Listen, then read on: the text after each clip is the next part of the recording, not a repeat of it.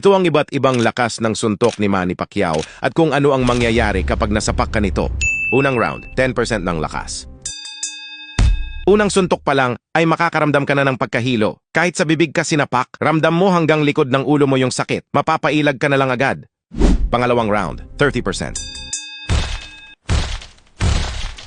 Pagsapak sa'yo ni Manny ay tiyak na basag ang panga mo. Magkakaroon ka rin ng malalang headache dito makalipas ang ilang araw.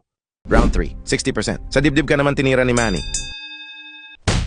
Dito ay mahihirapan kang huminga ng ilang segundo.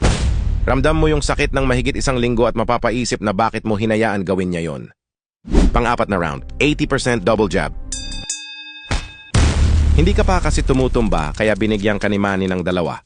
Basag ang ribs mo dito at pwede ka pa magkaroon ng internal bleeding. Aray ko! Pang-limang round, 100%. Pag nasuntok ka sa dibdib ni Pacman, para kang natamaan ng shotgun. Aray ko!